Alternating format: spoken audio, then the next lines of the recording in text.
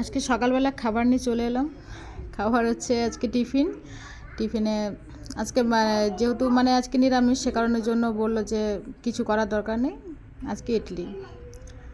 নমস্কার বন্ধুরা, কেমন আছো সবাই? এই গরমের মধ্যে সবাইকে অনেক অনেক ওয়েলকাম এবং স্বাগতম। সবাইকে সুপ্রভাত।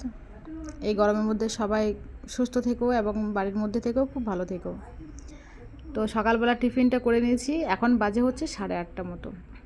তো টিফিনটা খেয়ে দুপুরবেলা খেয়ে একটু ঘুমিয়েছিলাম। দুপুরে ভিডিওটা তোমাদের সাথে শেয়ার করা হয়নি, কারণ দুপুরে শরীরটা ভালো লাগছিল না, তাই খেয়ে দিয়ে ঘুমিয়ে পড়েছিলাম। সন্ধ্যাবেলা বিকেলবেলা উঠে বাবা বাজার থেকে তরমুজ নিয়ে এসছে, তো সেটা আজকে ভাবলাম যে এরকম করে কেটে খাওয়ার থেকে একটু মিল্কশেক বানানো যাক।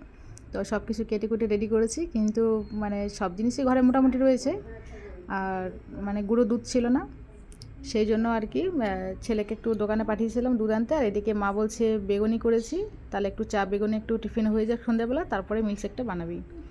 তো মায়ের কথা মতো সেগুলো সব জোগাড়যন্ত্রী করে রেখে দিয়েছি। বেগুনিটা খাচ্ছি, খেতে খেতে চা খেতে খেতে আর কি একটু গল্প সল্প করছি। তো বিকেলের চা সবার সাথে বসে খাওয়ার একটা মজাটাই আলাদা, তাই না? একা একা তো সব দিনই খাই, আর বাবার বাড়ি এসে একটু এমনি আমরা একটু নিজেরা যেন একটু অন্যরকম এনার্জি পাই। আর সত্যি কথা বলতে কিছু কাজকর্ম কিছু করতে দেয় না মা বাবা। একটাই কথা বলে, শ্বশুর বাড়িতে এত খাটাখাটনি করিস, বাবার বাড়ি দুদিন মতো ঘুরতে আসিস, তো দুদিন একটু রেস্ট কর। তো সে কারণের জন্য আর কি কোনো কিছু করতে দেয় না। আর এমনি শরীর ঠিক নেই, তবুও বসে বসে আর ভালোও লাগছে না, কিন্তু কি আর করা যায়। মা বাবার কথা আমি কোনোদিনই সেটা অমান্য করিনি, কারণ মা বাবাকে ছেড়ে এতটা দূরে রয়েছি, খারাপও লাগে যে সারা সময়টা শ্বশুরবাড়ির লোকজনদের সবাইকে, শ্বশুর শাশুড়ি স্বামী সবাইকে দিচ্ছি আর কি। খারাপ লাগলেও কিছু করার নেই, কিছু করতে দেবে না। ইচ্ছে হয় একটু মা বাবাকে রান্না করে খাওয়ানো, কিন্তু যেহেতু বাবার বাড়িতে একটু ডিশ রান্নাটা কমই হয়, আর আমি ডিশ রান্না ছাড়া করতে পারি না, এটাও একটু আমার অসুবিধা হয়। তো মাঝে মধ্যে একটু আলাদা রকমের রান্নাবান্না করে মা বলে একটু রান্নাবান্না তোর যেরকমভাবে করিস আর কি সেরকমভাবে কর, খেতেও ভালো লাগে।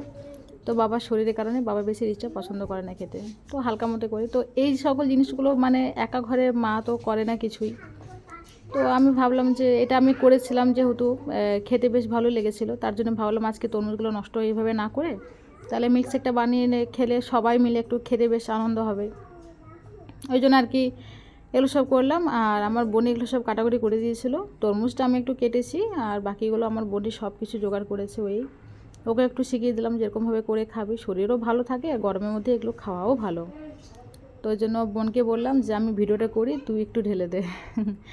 আর এটা তোমাদের সাথে শেয়ার করিনি, যখন এটা মিক্সার গ্রাইন্ডারে দিয়েছিলাম, তো এতটা বেশি হয়ে গেছিলো, অনেকটা নষ্ট হয়েছে, এই জন্য আর কি ভিডিওটা তোমাদেরকে দিইনি। দিয়ে সবগুলো পরিষ্কার পরিচ্ছন্ন করে অনেকটা নষ্ট গেছে। তো কী আর করা যায়, ওটা একটু বেশি হয়ে গেছে, একটু ওভার হয়ে গেছে বলে মিক্সার গ্রাইন্ডারটা অন করাতে পুরোটা একদম চারদিকে ছিটকে পড়ে গেছে। তো ওটা খেয়ে রাত্রেবেলাতে মা রান্না করছে আজকে, বলো যেহেতু আজকে একাদশী, দিদা বাড়িতে রয়েছে, সে কারণের জন্য নিরামিষ। তো সারাদিনটা আজকে নিরামিষই হয়েছে। সন্ধ্যাবেলা মায়ের লুচি আর হচ্ছে সাদা আলু তরকারি। তো সন্ধ্যে থেকে বেগুনি চা বা এই মিক্সচার এগুলো খেয়ে পেট ভরে গেছে। মা লুচি বানাচ্ছে, তো রাত্রেবেলা বেশি কিছু খাবো না, একটু খাবো। তো বন্ধুরা, আজকে এখানে ভিডিওটা শেষ করছি। তোমাদের সবাইকে টাটা।